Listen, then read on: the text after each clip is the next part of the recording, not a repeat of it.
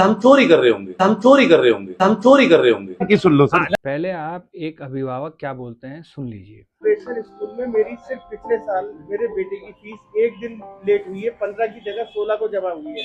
मैं बाहर था, उसकी पेनाल्टी 150 रुपए लगा दी है, रिजल्ट नहीं दे रहे हैं। और उसकी रसीद नहीं मिली होगी 150 रुपए की, और रिजल्ट भी नहीं दे रहे हैं। अभी रिजल्ट तो किया आपने कहीं कंप्लेंट करी? ना, अभी कंप्लेंट कल जाके बेटे का रिजल्ट लाने के लिए 150 रुपए जमा करने हैं मुझे। बताइए, लाइए में दीजिए। देखा आपने, ये एक अभिभावक हैं जिनके बच्चे इसी स्कूल में पढ़ रहे हैं जिसकी मैंने अभी बात की है, जिनको अभी दिखाया मैंने।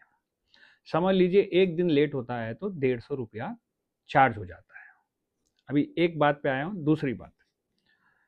1 2 3 4 5 6 7 8 9 10 11 12 13 14 15 16 17 18 19 20 21 ऐसा लग रहा है कि सारे देश के पत्रकार पहुंच गए हैं यहाँ पे।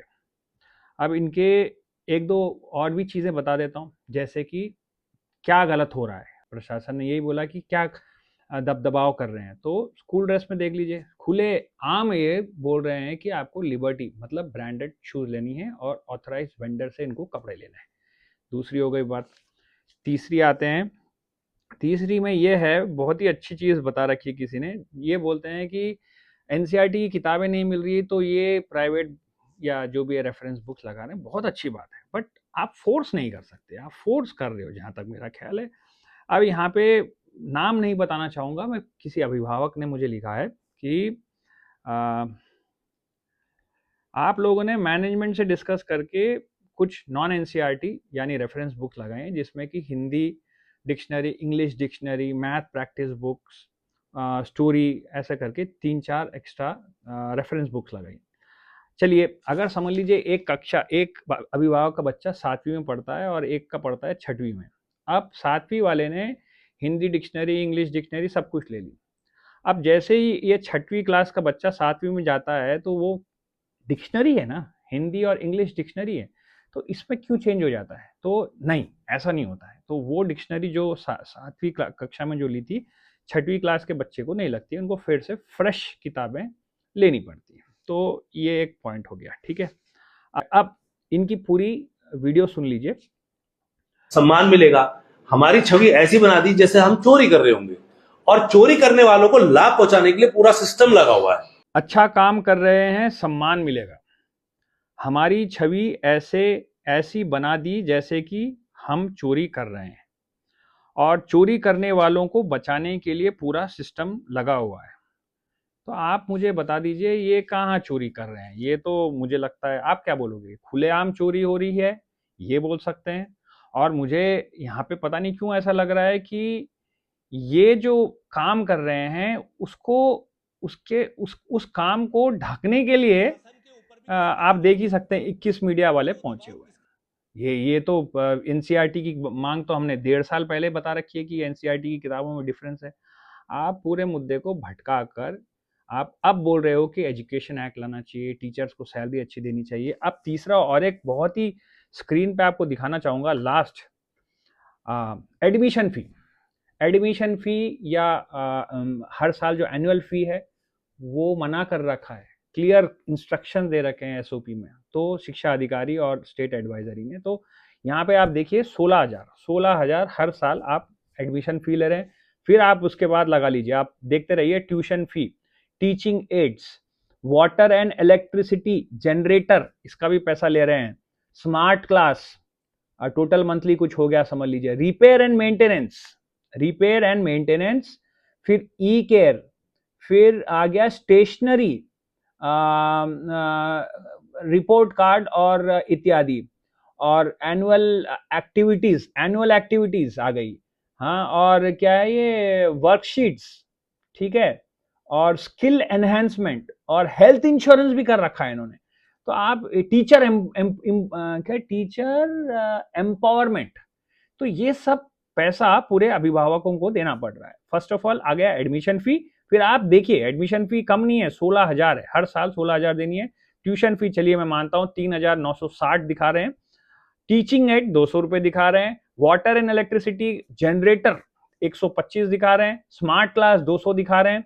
और आते हैं हम रिपेयर एंड मेंटेनेंस 2,150, और ई केयर 860 और स्टेशनरी इत्यादि रिपोर्ट कार्ड के लिए 1500 रुपये और एनुअल एक्टिविटीज के लिए 2500 रुपये और वर्कशीट्स के लिए 1250 और स्किल एनहेंसमेंट के लिए 1000 रुपया और हेल्थ क्या है, हेल्थ इंश्योरेंस के लिए 110 रुपया और टीचर एम्पावरमेंट के लिए 600। तो ये सब चीजें हैं, क्योंकि ये सर्विस दे रहे हैं ना, ये चैरिटी थोड़ा ना कर रहे हैं, ये तो पैसे देने ही पड़ेंगे अगर अच्छे स्कूल में पढ़ाते हैं तो ये सब चीजें आपको ही सोचना है कि ये कितना सही है और ये सेवा कर रहे हैं। डेफिनेटली जैसे कहते हैं कि ये अच्छा काम कर रहे हैं, इनको सम्मान मिलेगा। बट आपके सामने अभिभावक लोग नहीं बोल पाते हैं, बट मेरे सामने कुछ ऐसे अभिभावकों ने दिया है, मैं जिनका नाम नहीं लेना चाहूँगा, बट पीड़ित हैं। ये समझ लीजिए, आप जैसे बोल रहे थे ना कि गवर्नमेंट फेल हो गया है गवर्नमेंट स्कूल, वैसे ही जैसे हम मजबूरन प्राइवेट स्कूल में पढ़ा रहे हैं, वैसे भी आपके या कई प्राइवेट स्कूल में जो पढ़ा रहे हैं हम मजबूरी के कारण पढ़ा रहे हैं, तो वो मजबूरी का फ़ायदा उठा रहे हो डायरेक्टली इनडायरेक्टली। मैं यही बोलना चाहूँगा। और आपने एनसीईआरटी की बात तो बहुत अच्छी बात कर रही है, बट आपने जिस तरह से इसको प्रेजेंट किया है कि हम बिल्कुल ही एकदम साफ सुथरे हैं, तो आप क्लियरली हाँ साफ सुथरे हो सकते हैं, क्योंकि आपने साफ अपने वेबसाइट में ही दे दिया है कि देखिए मैं तो ये लेता हूँ, भले ही कुछ भी रूल हो मैं तो ये लेता हूँ। तो आपको ये तय करना है, पब्लिक को तय करना है कि कौन यहाँ पे सही है गलत है और किसकी चोरी को कौन बचाने, मतलब 21 पत्रकार लोग मजाक नहीं होता है, यहाँ पे धामी जी आ जाएं या मोदी जी आ जाएं, उतने पत्रकार नहीं होते होंगे जितने आज हमको इसमें दिख रहा है। तो आप ये सोचिए। और इसके उसमें भी एक टिप्पणी मार देता हूँ, ये क्यों होता होगा, इंस्पिरेशन स्कूल बहुत पेपर एड्स आते हैं, राइट, पेपर एक पेपर एड लाख रुपए के होते हैं, तो डेफिनेटली मीडिया आपकी है, सब कुछ आप ही का है सर। और आप तो एजुकेशन एज ए क्या बोलते हैं सर्विस दे रहे हैं, बिजनेस थोड़ा ना कर रहे हैं। बात सही है। और बाकी अगर आपको बात बुरी लगती है तो मैं माफ़ी चाहता हूँ, बट कुछ फैक्ट्स हैं जो आपको शायद इसके ऊपर रियलाइज़ होना है। और जिस तरह से आप एक छोटे से नोटिस में इतना मतलब आक्रोश दिखा रहे हैं, ये आक्रोश पर कंट्रोल कर लेते और प्रशासन को सिंपली बुलाकर बोलते तो शायद ये कुछ और दिशा में जाता है। बट आपने तो प्रशासन को भी ऐसा बोल दिया जैसे कि उन्होंने गलत जगह हाथ डाल दिए, नोटिस ही तो दिया है। चलिए आप लोग क्या बोलते हैं बताइए। Thank you so much. हम जवाब देंगे, हमें कोई भय नहीं है, क्योंकि इस नोटिस में कोई प्रमाण नहीं दिया है कि हमारे मतलब कोई जो इन्होंने आरोप लगाए हैं उसका प्रमाण दें हमें। बिना प्रमाण के आप आरोप कैसे लगा रहे हैं हम पर? इसको चोर कह रहे हैं और हो क्या रहा है? लेनी है लो, ना लेनी लो, ना लो, आपका बच्चा है। हम ईमानदारी से काम कर रहे हैं। आप पेरेंट्स से बुलाइए ना, मैं आपकी 11 तारीख को सारे स्कूल के पेरेंट्स को बुलाऊंगा, आप उनसे सवाल कीजिएगा कि हम उनका उत्पीड़न कर रहे हैं क्या। आप वहां फेल हो चुके हो, आप करो स्तर उसका अच्छा, सारे अधिकारी अपने बच्चे वहीं पढ़ाओ। अब नोटिस क्या आया है कि आपने जो है दबाव बनाया गया। मैं कह रहा हूं आ जाए सामने। जिन सब्जेक्ट में एनसीईआरटी की बुक्स अवेलेबल नहीं है वो हमने रिकमेंड की है, हमने थोपी नहीं है। मैं दिखा भी देता हूं, हमारा काम ट्रांसपेरेंट है और कहीं हम गलत हैं तो हम तैयार है सुधारने के लिए। कोई आए, ये बुक लिस्ट जब छप गई है, वेबसाइट में अपलोड हो गई, पेरेंट्स को ऑब्जेक्शन नहीं है, पेरेंट्स तो हैप्पी हैं।